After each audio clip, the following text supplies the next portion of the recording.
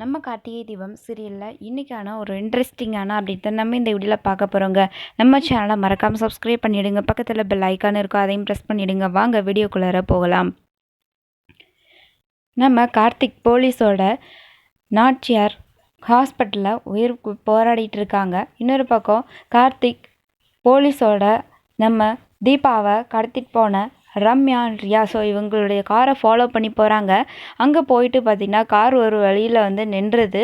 அப்போது தீபா தப்பிச்சு ஒரு மலைப்பகுதிக்கு ஓடுறாங்க. பின்னாடியே ரம்யாவும் துரத்திட்டு போகிறாங்க. போயிட்டு அந்த பாறையில் நின்றுக்கிட்டு அவங்க 2 பேரும் வாக்குவாதம் பண்ணிக்கிட்டு இருக்காங்க. தீபாவும் ஐஸ்வர்யாவும், அதாவது நம்ம ரம்யாவும் 2 பேரும் அப்படி பேசிக்கிட்டே இருக்காங்க. ஒரு கட்டத்தில் நம்ம தீபா எனக்கு என்ன ஆனாலும் பரவாயில்ல, இந்த தாலியை மட்டும் தரமாட்டேன் அப்படின்னு சொல்லிடுறாங்க. அதுக்கப்புறம் அந்த ரியா ஒரு பக்கம் நின்று ஒளிஞ்சுன்னு பார்த்துக்கிட்டு இருக்காங்க. அப்போது நம்ம ரம்யா சுட போகிறாங்க தீபாவை. அப்போது தீபா ரம்யாவுடைய கையை பிடிச்சி அந்த கன்னை திருப்பிடுறாங்க.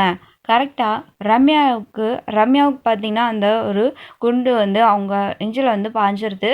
அப்போது நம்ம ரியா க்ளோஸ். ஸோ அந்த இடத்துல ரியாவுடைய சாப்டர் க்ளோஸ்ட் ஆகுதுன்னு சொல்லலாம். ஆனால் செத்தாலும் பரவாயில்ல, அந்த ரம்யா கண்டிப்பாக உன்னை கொல்லாமல் விட மாட்டாடி அப்படின்னு சொல்லிட்டு அவங்க இறந்து போயிடுறாங்க. இன்னொரு பக்கம் ரம்யா தீபாவை மலையில் தள்ளி விட ட்ரை பண்ணுறாங்க.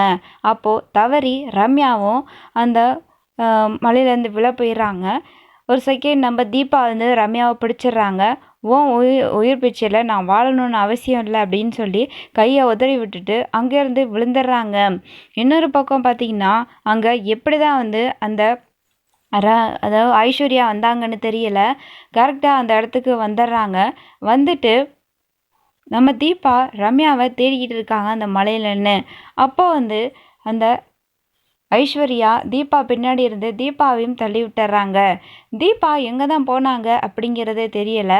நம்ம தீபா தொலைஞ்சு போயிடுறாங்க.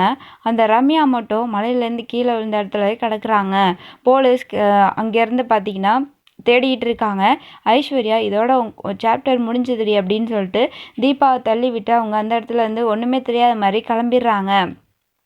அதுக்கப்புறம் போலீஸ் தீபாவை தேடிக்கிட்டு இருக்காங்க. ரம்யா மட்டும் இருக்காங்க. தீபாவை காணுமே அப்படின்னு சொல்லி அதுக்கப்புறம் ஹாஸ்பிட்டல்லேருந்து தீபா அப்படின்னு சொல்லி அந்த ஐஸ்வர்யா முணங்கிட்டு இருக்கிறாங்க. இந்த பக்கம் நம்ம தீபாவை எங்கே தான் போனாங்க அப்படின்னே தெரியல. மலையிலேருந்து அந்த ஐஸ்வர்யா தள்ளி விட்டாங்க.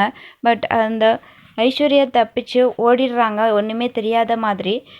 விழுந்த இடத்துலேருந்து ரம்யா மட்டும் இருக்காங்க. தீபாவை காணுமே அப்படின்னு சொல்லி போலீஸ் கார்த்திக் எல்லாமே தேடிக்கிட்டு இருக்காங்க. அந்த இடத்துக்கு ஒரு அகோரி மாதிரி ஒருத்தர் வராங்க. அங்கே ஏதோ ஒரு விஷயங்களை அவங்களுக்கு சொல்கிறாங்க. ஆனால் என்ன சொன்னாங்க அப்படிங்கிறது தெரியல.